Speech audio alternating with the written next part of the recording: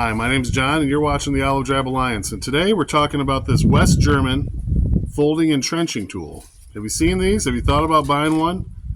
Maybe you went to the internet and you didn't find a whole lot of information about it. Well, I'm going to try to provide you with all the information I can on this West German folding entrenching tool. Starting off with, can it dig a hole? Don't worry, there'll be a whole lot more information than whether or not it can just dig here in the video. So stick around, you're not going to want to miss this one. So yes, it can dig a hole. Quite well, actually. Here it is in fully extended shovel mode. I actually prefer to dig with the blade of the shovel in a 90-degree angle position. It just seems like you can dig a lot faster that way. Move a lot more earth. Uh-oh. Looks like I found something. Some buried treasure, maybe? Let's see what it is.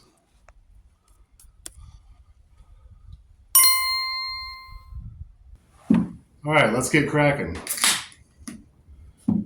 So after World War II, Germany was split into East and West, and they continued to use a lot of the old German World War II military gear that they had left over from the war, including their shovel, their entrenching tool. Now that shovel looked a lot like this one that I had in my hands, except the folding mechanism or the locking mechanism was more like what we see today. It was a twist lock. This one has a push pin. I'll show you a close-up of that in a little bit. But this shovel was introduced in 1959 and then was phased out in the 70s in favor of the German version of the NATO trifold shovel, a lot like this Ames GI US issue that I have. So these were in service for quite a long time, and it's interesting if you think about it. You know, the country was split into East and West. They both started out using old German military gear. The West was eventually replaced by NATO gear, and the East, they adopted a lot of the old Soviet gear. But in the meantime, each country, East and West, developed their own gear. And you can still find some uniquely East German, uniquely West German bits of military surplus out there, though they are getting more and more scarce. So if you're looking at something like this, they're available. You can get on eBay, you can get on online, and you can still find these. You can still occasionally find one in a surplus store, if you can even find a surplus store anymore. These days they're all pretty much gone the way of the dodo. Now, if you don't want an old shovel, you want a new shovel, but you want one just like this, there's a company out there called Miltech that makes a shovel that looks a lot like this. There's a few differences. I've seen some photos online where this little knob on the end of the handle isn't there, but most of the photos I see online of the Miltech shovel has a little knob at the end, which is handy, no pun intended. Also on the Miltech shovel, I believe this edge and this edge have some serrations on them. I don't know why. You're not going to be sawing through much with a shovel, but they're there. So if you're looking for a reproduction of this type of shovel, like I said, Miltech offers one. Now, the Miltech is made in China, so this is made in West Germany, 1965. I'll leave it up to you to debate amongst yourselves in the comments as to who had the better quality materials. So let's get into comparing this West German folding entrenching tool with the Ames USGI issue tri-folding entrenching tool. And another popular option these days is the Cold Steel Special Forces shovel. It used to be called the Spetsnaz shovel, but I guess ever since what's going on over there, they call it the Special Forces shovel now. So these are three very popular options for today. And maybe you're wanting to add a shovel to your pack, and you're kind of debating in your mind which one. So you get on YouTube, you find some sick bastard like me who's got a shovel addiction, and you can compare all three. Make a decision from there, an informed decision. I like that. The Cold Steel Spetsnaz shovel, really nicely balanced. Look at that. Ooh. The Cold Steel Spetsnaz shovel, or Special Forces shovel. Look at that balance. Listen to this. This thing weighs 1.6 pounds. It's got a hardwood handle. There's 2 big screws that hold it into place. If you somehow broke the handle, 2 screws, you could replace it. Easy as pie. This is hardened steel. This is made in China. Take that into consideration for whatever it's worth. The Ames USGI military surplus shovel is 1.5 pounds. Almost identical in weight. I mean, an indiscernible amount of difference between the weights. However, this does not fold. This does. That means you can carry the Ames trifold shovel in a nice handy little pouch like this, but it also means there's moving parts. Moving parts need maintenance. They need oil. They can potentially break, but myself and millions of other soldiers around the world, American, NATO, what have you, have used this very same shovel to dig countless holes through all kinds of soil, clay, rocky, full of roots, you name it. This shovel's been around the world and back again, so I'll throw it in my pack anytime. Also, I prefer to dig in the pick configuration like that. Just to me, it seems like you can dig a lot faster like this as opposed to the shovel configuration. And the cold steel, it only has 1 configuration. So like I mentioned, 1.5 pounds, 1.6 pounds. This heavy beast, you're pushing 3 pounds. It's like 2.97 pounds. So this one shovel weighs just a couple ounces less than both of these put together. You could put both of these in your pack and only be just a matter of 1 or 2 ounces heavier than if you carried this behemoth. It is heavy, and it's heavy duty. But if you're a camper, off-grid farmer, you just need something handy to keep in the truck, behind the seat, or in the trunk of the car, and you want something that is going to last a lifetime. You'll be able to pass this down to your kids. Much the same as all these. These are going to last a lifetime too. But I don't know, when you hold it in your hands, you could feel the weight of this thing. It's like I said, almost twice as heavy. So take that into consideration when choosing your shovel. Hey, if you're enjoying the video, give it a thumbs up. Don't forget to hit subscribe, and I'd love to hear from you in the comments below. Please leave a comment. This last week, I've been pretty busy. I try to always reply to all the comments. This last week, I haven't really been able to. My apologies. It's not you, it's me. So maybe the camera will pick this up, maybe not. You can see how thick this shovel head is compared to the cold steel. Yes, this is sharpened, so it's not really fair because this is blunt. But as far as the size of the shovel head, very, very similar. Not only in size, but also in shape. Now the Ames E-tool is a little more pointy, right? It's got a little bit more of a cup shape to it also, as opposed to being flat. Maybe you can see that, maybe not.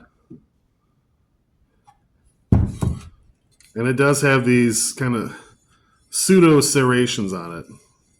If you like those, the Miltech version has those. The old German World War II shovels had a locking mechanism much like this one. It was a twist. You tighten it up until everything's tight. Nothing's going to rattle.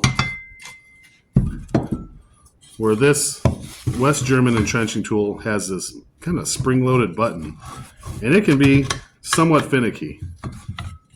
You see on this side it's square. So it can lock itself in with that square shape. But you push that button, and now push that back in. The spring isn't going to cooperate, and you're locked into place. There's a few different configurations that this shovel can be placed into. Let's go over each of them. The first being that of the folded shovel. Next being the shovel pick, the hoe.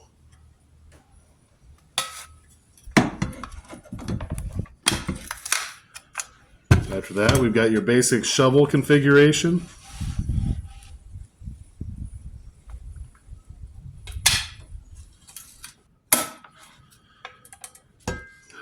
We've also got your hoe with the pick extended.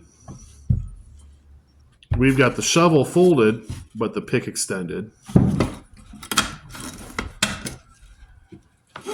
And finally, the shovel folded, but the pick at 180 degrees, sticking straight out. I guess in case you had to carve your name into the side of Freedom Rock. It's like a claw. Now on the blade of the shovel, see if I can focus in here.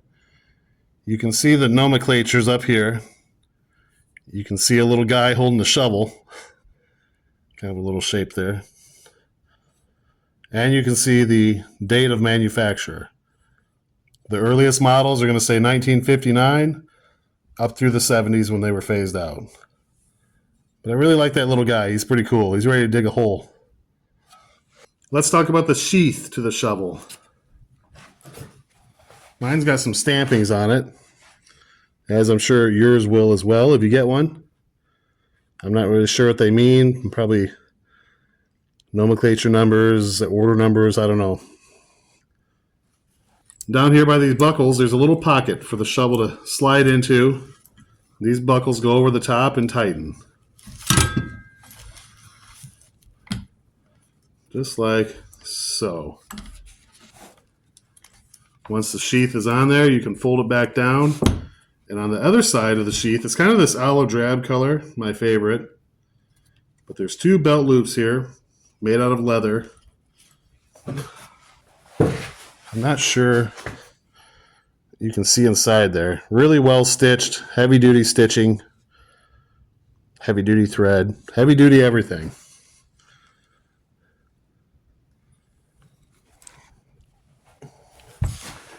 Now,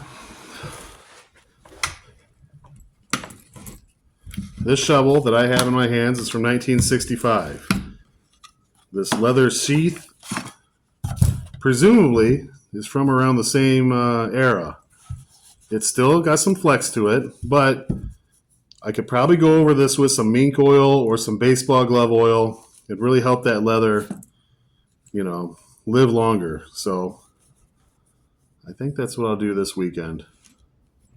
Big plans this weekend at the Olive Drab Alliance house. We're going to leather up our shovel sheaths. Anyway, it needs to be done. I've seen a lot of these online where they look a lot worse than this, and I would like this one to stay looking as good as I can. The sheath, that is. When fully extended, the West German folding E-tool, entrenching tool, measures about 24 inches long. When it's all folded up, it measures about 17 inches long.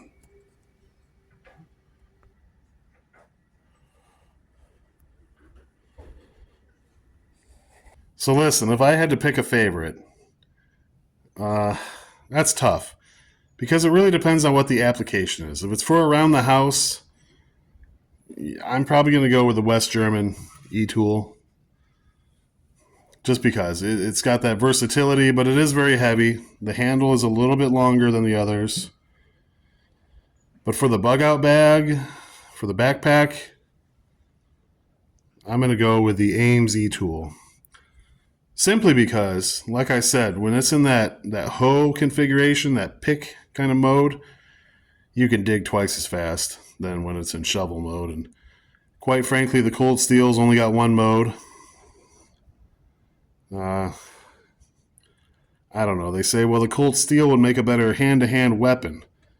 Well, I'm not going to need a hand-to-hand weapon if it doesn't take me as long to dig my hole, get the job done, get back to what I need to do. If I'm spending all day digging a hole, I'm much more likely to need a weapon during the course of that dig. So that's just my personal preference. I like the Ames.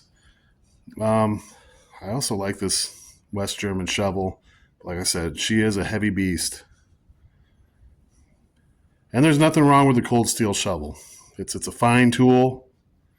There's nothing wrong with it other than it's not made in the USA. I've often wondered how much more would this shovel cost if it was made in the USA. There are still a few American shovel manufacturers out there, but they don't really make anything like that, do they? So I hope you enjoyed the video. If you did, like I said, give it a like or something like that. Much appreciated. Anyway, I'll see you all down the trail. Until then, have a great day.